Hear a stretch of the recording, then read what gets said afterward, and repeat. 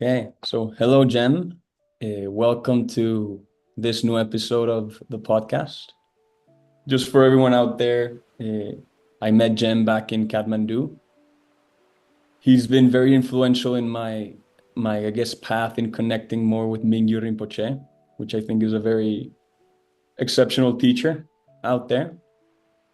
And yeah, Jen, would you like telling people a little bit about yourself so we can all get to know you a little bit better? Hi, I'm Jem.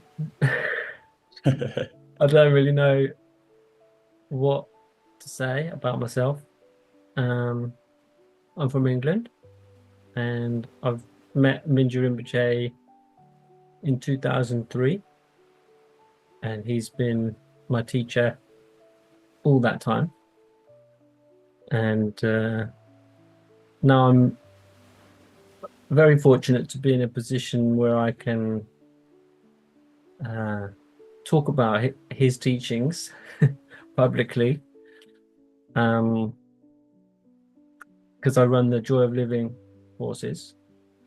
And it's my passion, it's my pleasure, it's something I think is really beneficial for the world. I'm very happy to talk about Dharma, talk about any kind of related topics. So I'm very happy to talk to you. Awesome. Yeah, and I really appreciate you taking the time. Jen is always available to receive my messages and ask Dharma questions. So I really appreciate that. And today's conversation started because uh, I was introduced to Dzogchen a while ago by one a person I consider one of my teachers. And Dzogchen's view, or at least how I understand it boils down to a very simple matter of recognition, as I understand it. So it's either you recognize the natural state, and that means that you're in the state of the Buddha, nothing more and nothing less. It's the state of the Buddha. And if there's no recognition, if I'm not mistaken, that's explained to be ignorance. So it's either recognition of the natural state or no recognition. So you're either in the Buddha state or you are in the state of a sentient being or in a state of ignorance. So the question I had to you, Jim, and maybe we can share with people who are listening to this right now, is if it's such a simple instruction and such a simple distinction between just a matter of recognition or not recognizing, and it sounds from the radical Dzogchen perspective that that can be a practice in and of itself, simply recognizing. Then my question, I guess, the doubt that arises in my mind is how can there be, or I guess, where does the graduated path of the different stages of the path of realization, the different, I think it's called the Lamrim style of stages of the path, in different texts and different stages, I guess it's a good word to use. Like, where does all of that come from if, in essence, realization is just a matter of recognition?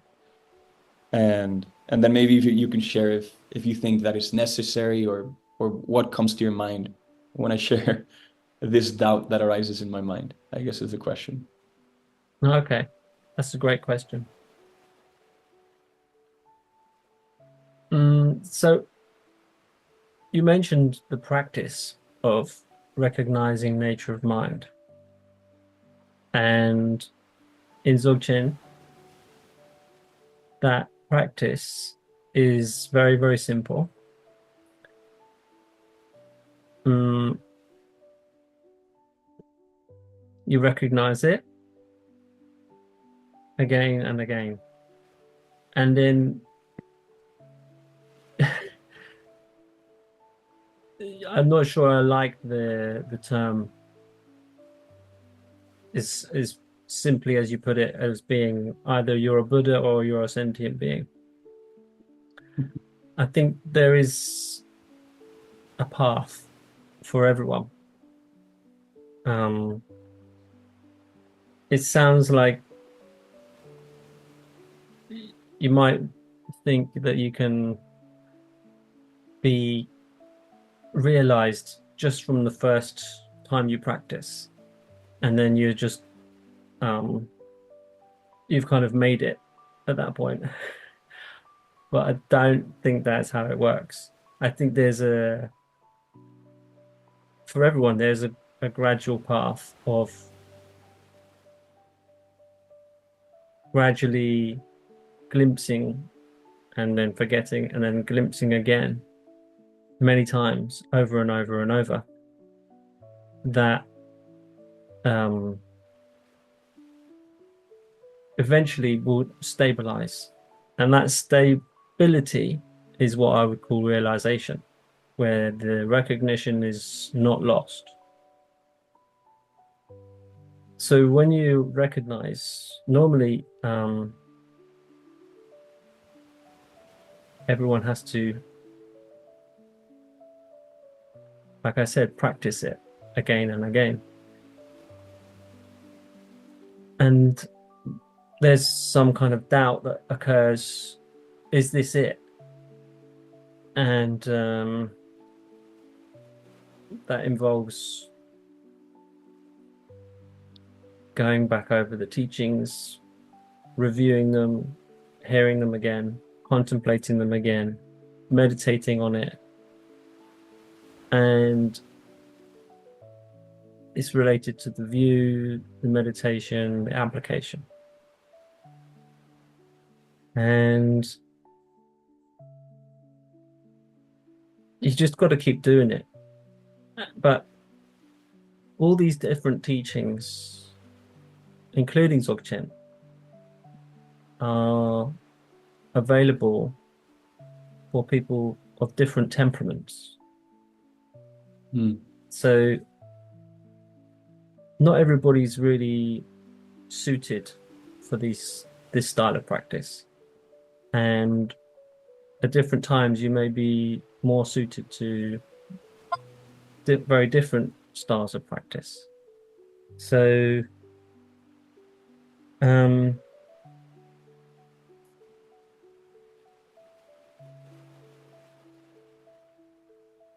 yeah, I think that's basically the answer, is that everybody has to go through a gradual path. So, for some people, it's true that practice is all they need, but they need to keep doing it. and that gradually that stability naturally arises. Okay. Yeah, this reminds me of last year we went to empowerments of Chokinima Rinpoche in Lumbini. And at the end of one of his teachings, he shared a story of how one of his teachers advised him, I don't know at what point in Chokinima Rinpoche's life or how old he was, but this teacher advised him 6 hours of Rigpa. Or he said something like minimum of 3 hours of Rigpa each day, or 8 hours. It was something between 3 and 8 hours per day, minimum 3. Right. Where he expressed the importance of, I guess what you're saying is daily practice, keeping that consistency. And I guess in this sense, as I understand it, and my knowledge of Dzogchen is still very limited, of course. But I think Rigpa, can it be a synonym of recognition of the natural state? Yeah. Which is, it's right? Yeah? Okay. So then how I interpreted that teaching from Chokinima Rinpoche, and I would love to hear your thoughts on this as well, is maybe what I heard, and I'll connect it back to a teaching that I got from Mingyu Rinpoche. And he told me, as long as you start your sessions with the refuge prayer and arousing bodhicitta, then go into the body of the practice and you can do nature of mind practice, which I interpret as resting in the natural state, or Rigpa, for the duration of the meditation. And then Mingyur Rinpoche emphasized also the importance of closing with dedication of merit. And I guess how I'm connecting Chokinima Rinpoche's story to Mingyur Rinpoche's instruction to me is that it does sound as a whole, like as a complete practice, I think you could say, of beginning, middle, and end, the importance of refuge, bodhicitta, and then sealing the merit with dedication. And I guess that's the connection I made with Chokinima Rinpoche's comment on his teacher teaching him many hours of Rigpa every day. And eventually that, I guess in the relative sense, you can say that there's a progression and there are maybe levels of realization. But yeah, I'm also curious on what comes to mind when you hear the story. So practicing Rigpa for 3 hours,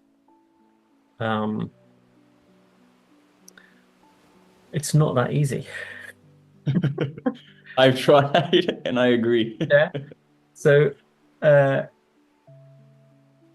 our mind is habitually distracted and gets kind of bored and looking for something to do, looking for some kind of novelty. And so I don't know too much about Dzogchen, but in the Mahamudra, there's shamatha vipassana, which they're not exactly recognition of the nature of mind, but they can be when you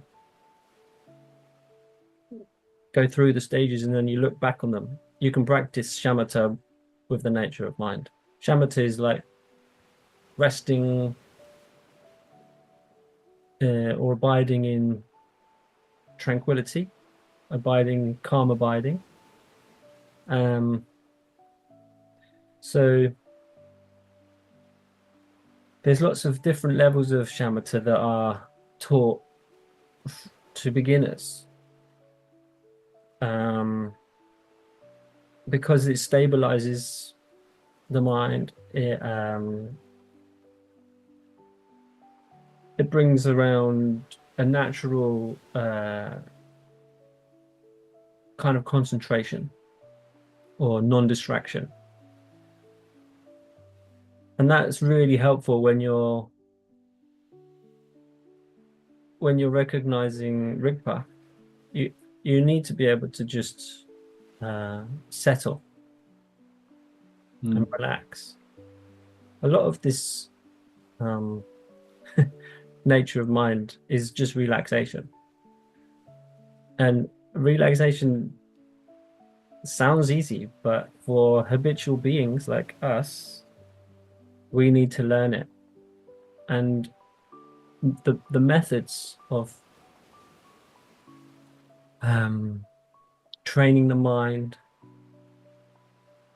and calming the mind, opening the heart, these things that we learn in the Joy of Living.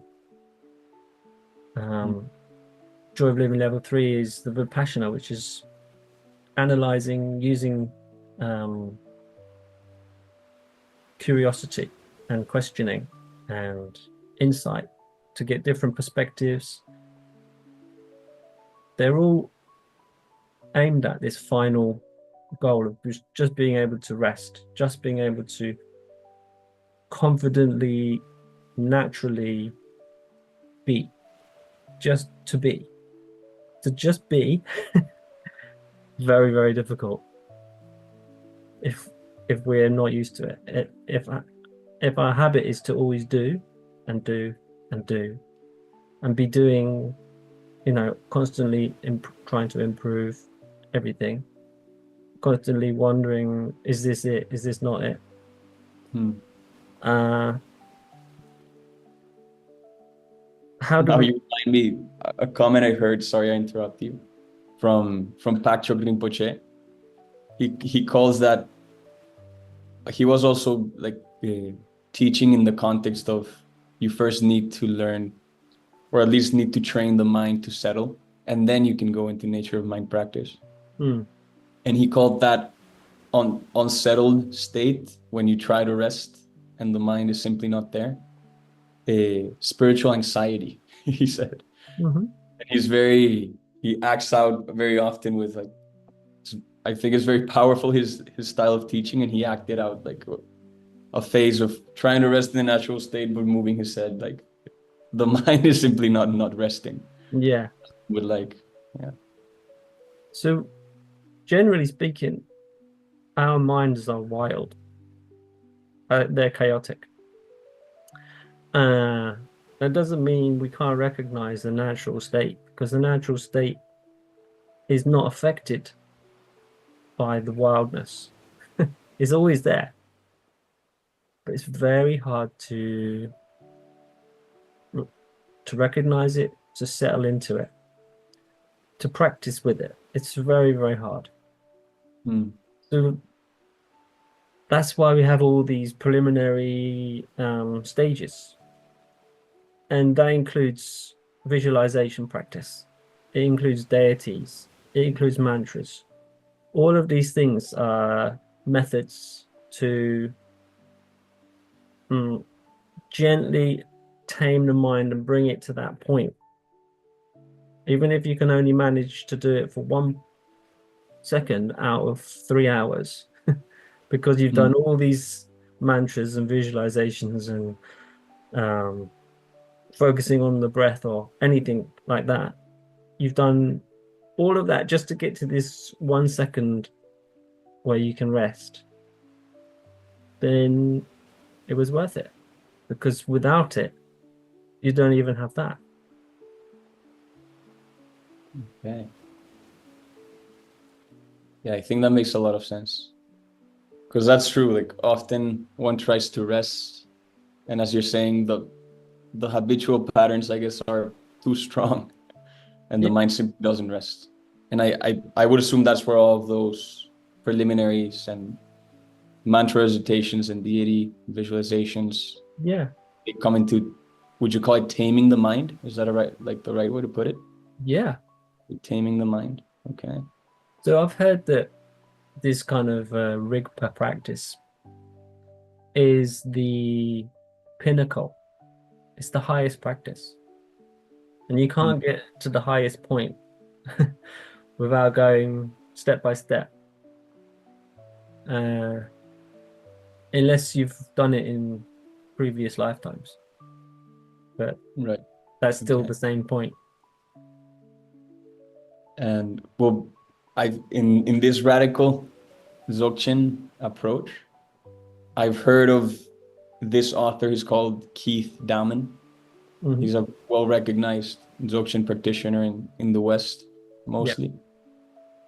And I've met him in person only a few moments. So most of what I'm saying right now is just my interpretation of reading his book called Spaciousness.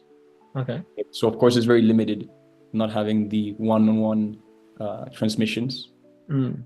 Uh, but in the book, he says that Dzogchen can be like picked out from the Buddhist context and taken in and of itself, as if you can just take Dzogchen and apply it even without the Buddhist context, Hmm.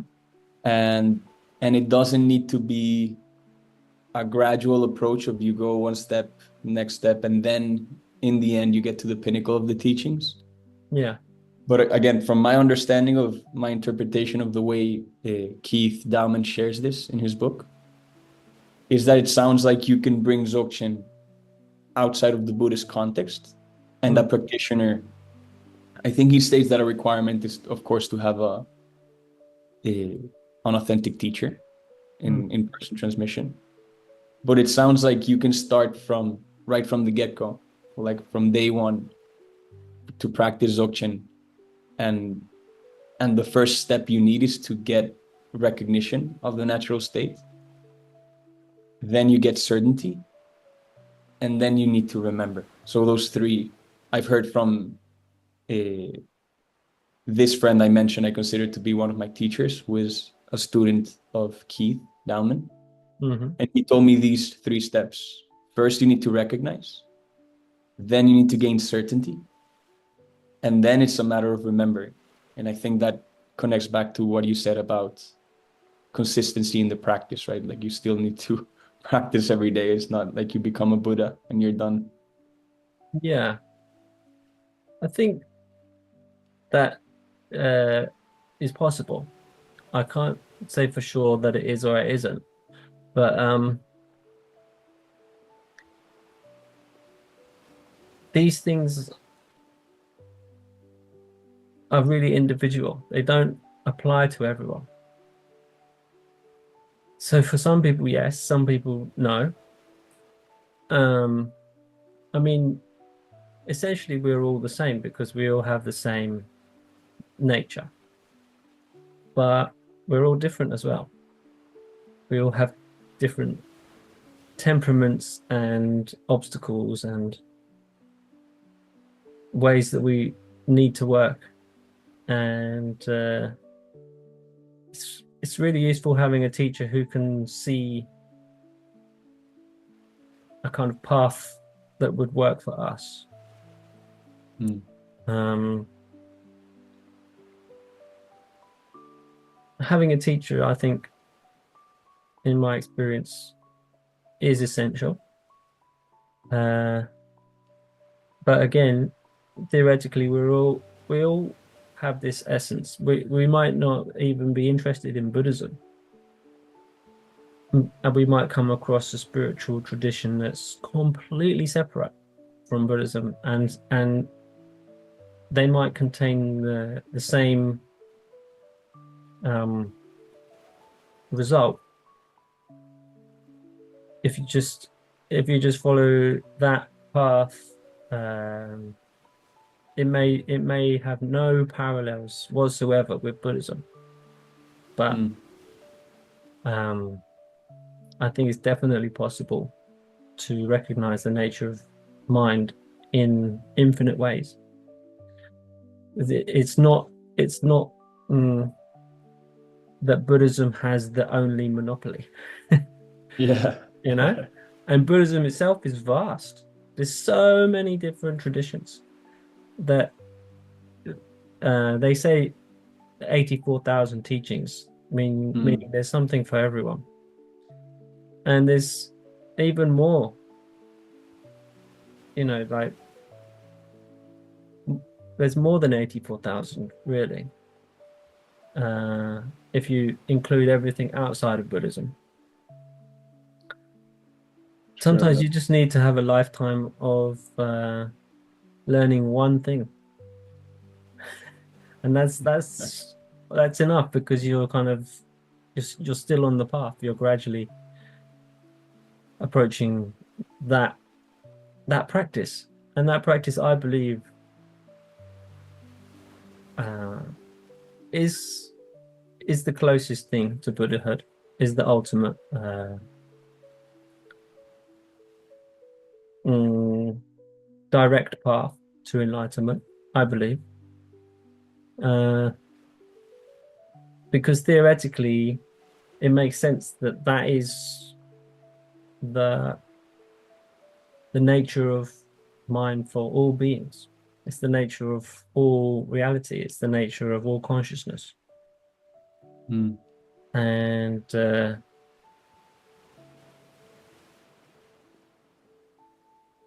each person takes their own path to that, depending on the amount of faith, depending on the amount of um, uh, cultural things that they've received, and it it's just different for everyone. So it's really hard to say, like, there's no real blanket answer. Like, generally, this is the way. I don't believe in that. Yeah. Yeah, I think that makes a lot of sense. And to what you said about different traditions or without even like from outside the Buddhist context, you can recognize nature of mind. And I would think, of course, they wouldn't have the same vocabulary of calling it the nature of mind, right? They might Yeah, just call it a different name, definitely. or maybe not name it at all, I think. Mm, But I think that's very true. And I agree with that of everyone needs to find, I guess, their own the style and the path that fits their capacity, I think. exactly. Yeah. Yeah. And yeah, I also think it's very important to find people, and in Buddhism they call them spiritual friends or authentic teachers. I think that's very important as well, like to try to, yeah, and I think you might share this perspective of the importance of finding someone who is authentic and who can guide you through the path, right? Instead of trying to face the world on your own and trying to progress on the path on your own. It's been how my path has been shaped, Hmm. primarily through connections. And something happens. It's almost like mm, you get a little experience or a little taste of just meeting somebody and thinking, I wonder what they've really got. And it feels good. I want it.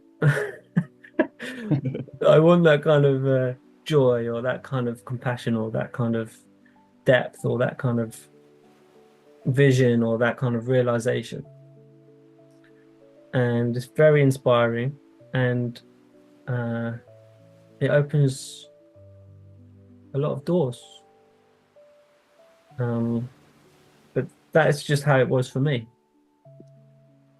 So I can't say that that's the way to go, but it's one way for sure. That's the way I've gone.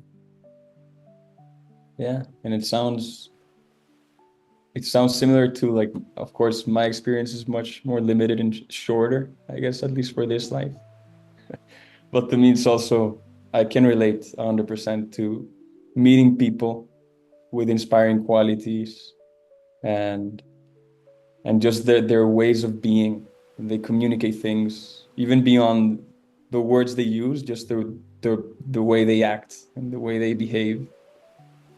And personally, I think the most inspiring quality I've seen, and specifically in Mingyu Rinpoche, is just the joyfulness and the propensity to laugh very often.